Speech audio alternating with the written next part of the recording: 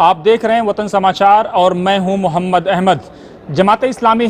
ہند کے head engineer سید سعادت اللہ حسینی نے آج اپنی ٹیم کے ساتھ میڈیا سے سمواد کیا۔ اس موقع پر انہوں نے نائب صدور اور ساتھی جماعت کے سیکریٹریز کا انٹروڈکشن دیا اور ساتھ ہی اگلے 4 سال کا روڈ میپ پیش کیا۔ جماعت اسلامی ہند کے جاننے والوں یا اپنے درشکوں کو ہم بتا دیں کہ جماعت اسلامی میں 4 سالہ میقات ہوتی ہے، یعنی 4 سال کا ٹرم ہوتا ہے پریزیڈنٹ کا، اس کے حساب سے وہ اپنا کام کاج کرتے ہیں۔ 4 سال کے ٹرم کے اندر انہوں نے جو روڈ میپ پیش کیا ہے، بڑی بات یہ ہے کہ اس میں آج جماعت اسلامی نے بہت اسپشٹ شبدوں میں یہ بات کہی کہ جو بھی ویکتی جماعت اسلامی ہند سے جڑا ہوا ہے، اگر وہ اپنی بہن بیٹی یا اپنے یہاں جو خواتین رشتہ دار ہیں ان کا جو اسلام میں حق حصہ متعین ہے، اگر وہ اس کو نہیں دیتا، یعنی وراثت کے فارمولے کو امپلیمنٹ نہیں کرتا ہے، تو اسے جماعت میں نہیں رکھا جائے گا، جماعت سے خارج کر دیا جائے گا۔ ساتھ ہی جو اہم باتیں سامنے آئیں کہ کیسے دوسرے دھرم کے لوگوں کے ساتھ ڈائیلاگ کرنا ہے۔ جماعت اسلامی ہند نے سنگھ کے نیتاؤں کے ساتھ بات چیت پر بھی بہت اسپشٹ کہا کہ جماعت اسلامی ہند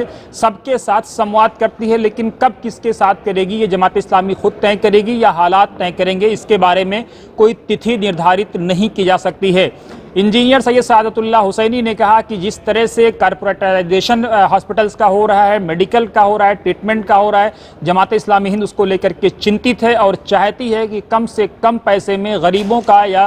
دیش کے لوگوں کا علاج ہو۔ انہوں نے ساتھ ہی یہ بھی کہا کہ دیش میں کیسے پازیٹیو انوائرمنٹ ہو، اس کو لے کر کے بھی جماعت اسلامی ہند چنتت ہے اور پازیٹیو انوائرمنٹ کو اسٹیبلش کرنے کو لے کر کے پوری طرح سے پرتیبدھ ہے۔ انجینئر سید سعادت اللہ حسینی نے جن باتوں کی طرف زور دیا اس میں ان کا کہنا تھا کہ جس طرح سے دیش میں وقف پراپرٹیز کا درپیوگ ہوا ہے، جماعت اسلامی ہند اس دشا میں بھی کام کر رہی ہے، اور انہوں نے یہ بھی کہا کہ مہیلاؤں کے سشکتی کرن کو لے کر کے، مہیلاؤں کے مورل اس کو اسٹیبلش کرنے کو لے کر کے جماعت اسلامی ہند پوری طرح سے پرتیبدھ ہے، اور جماعت یہ چاہتی ہے کہ ہر آدمی کو اس کا حق ملے، پیار کا، پریم کا، صدبھاؤ کا ایک ماحول قائم ہو، جو بھارتیتا ہے اس کو پوری طرح سے استھاپت کیا جائے، سب کو اپنے دھرم پر چلنے کی پوری آزادی ہو۔ لو جہاد کے سوال پر انہوں نے کہا کہ جس طرح سے لو جہاد کا پروپیگنڈا کیا جاتا ہے وہ پوری طرح سے جھوٹ اور افواہ پر مبنی ہے۔ انہوں نے کہا کہ اس کا کوئی آدھار نہیں ہے، اور ایسے ماحول میں جب اسلام کو پوری طرف سے یرغمال کرنے کی یا بدنام کرنے کی کوشش ہو رہی ہے، کیا ایسے سمے میں کوئی آدمی اس طرح کی بات سوچ سکتا ہے؟ یہ پوری طرح سے نرادھار ہے، اس میں کوئی تتھ نہیں ہے۔ انہوں نے ساتھ ہی یہ کہا کہ ہاسپٹلز کو لے کر کے جماعت اسلامی ہند کاؤنسلنگ سینٹر بنائے گی، نئے ادارے بنائے گی، اور ساتھ ہی انہوں نے میڈیا ڈپارٹمنٹ اس بار کے سہیل جو ایس آئی او سے جڑے ہوئے تھے، ایس آئی او کے ادھیکش تھے، ان کو سونپا ہے۔ انہوں نے کہا ہے کہ جماعت اسلامی ہند نے اس بار فل فلیش ایک میڈیا کو سیکریٹری دیا ہے جو میڈیا کے کاموں کو دیکھ ریکھ کریں گے۔ اور کیا کچھ پریس کانفرنس میں ہوا ہے، آئیے سیدھے دیکھتے ہیں جماعت اسلامی ہند سے یہ خاص رپورٹ۔ ہمارے ساتھ بات چیت کرنے کے لیے جماعت اسلامی ہند کے اپادھیکش انجینئر محمد سلیم موجود ہیں۔ جماعت اسلامی ہند نے آج اپنا 4 سالہ جو روڈ میپ ہے اس کو پیش کیا ہے، بہت ساری باتیں سامنے آئی ہیں۔ انجینئر سلیم صاحب، سب سے بڑی بات امیر جماعت نے آج کہی ہے کہ جو بھی آدمی اپنی بہن یا اپنی بیٹی یا اپنے یہاں جو مہیلا لوگ ہیں ان کو اگر حصہ داری نہیں دیتا اسلامک درشٹی کوڑ سے، تو اس کا جماعت میں رہنا اسمبھو ہے۔ کیا یہ زمین پہ ریئلی امپلیمنٹ ہو رہا ہے یا نہیں؟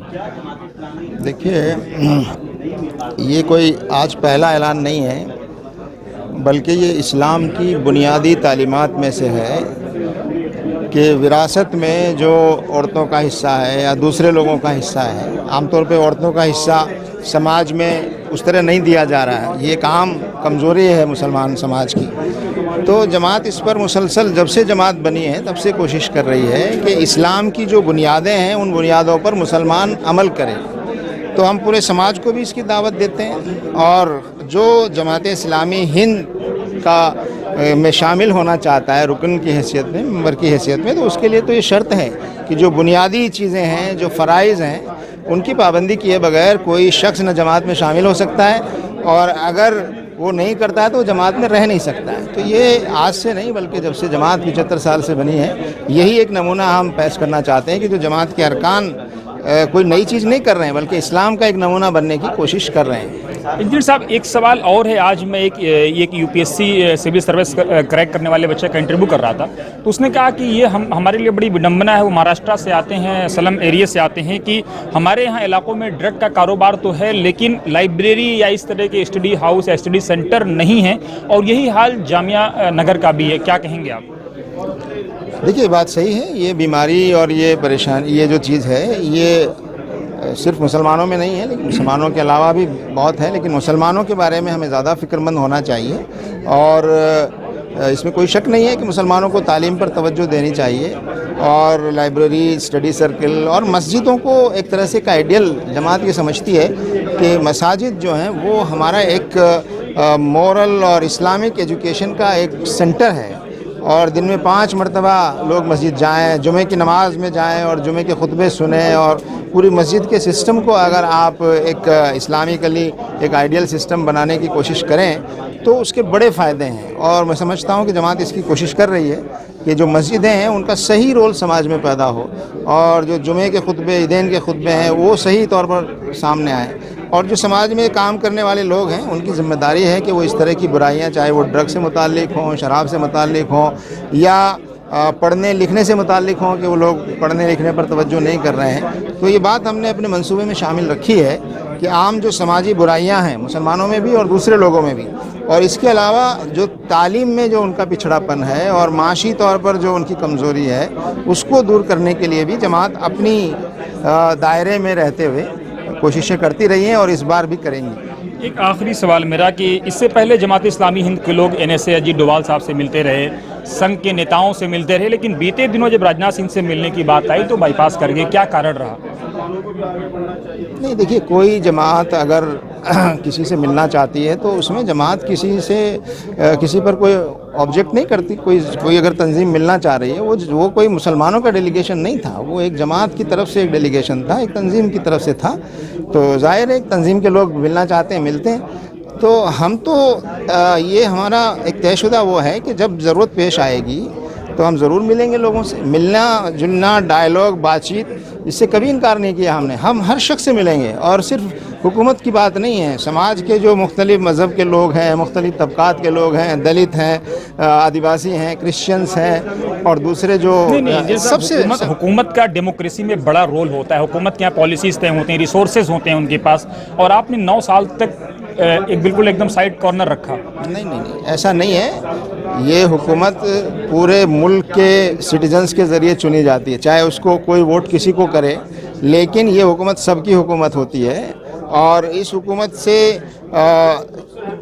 حکومت کی جو کمیاں کمزوریاں ہیں اس کی طرف اشارہ کرنا، یا کوئی اچھی چیز ہے تو اس کی تعریف کرنا، یہ تو سب کی ذمہ داری ہے، تو حکومت سے ڈسکنیکٹ ہونا تو ڈیموکریسی میں ممکن نہیں ہے اور ہو بھی نہیں سکتا ہے۔ رہی بات یہ 9 سالوں میں کوئی اچھی چیز نظر آئی آپ کو؟ دیکھیے برائیاں اور خرابیاں اتنی زیادہ غالب آ گئی ہیں کہ وہ اچھی چیزیں آپ دیکھنا بھی چاہیں تو بڑی مشکل سے نظر آئیں گی، کیونکہ جو بڑی برائیاں ہیں، جو بڑی کمزوریاں ہیں وہ متاثر ہو رہی ہیں، جو کنسٹیٹیوشنل ویلیوز ہیں وہ متاثر ہو رہی ہیں، پریس اور میڈیا کی آزادی متاثر ہو رہی ہے، کوئی حکومت کے خلاف بولنا چاہے تو اس پر کتنا دباؤ اور کتنی اس کو مصیبتیں جھیلنی پڑیں گی، میڈیا کے لوگوں کو بھی، دوسرے لوگوں کو بھی،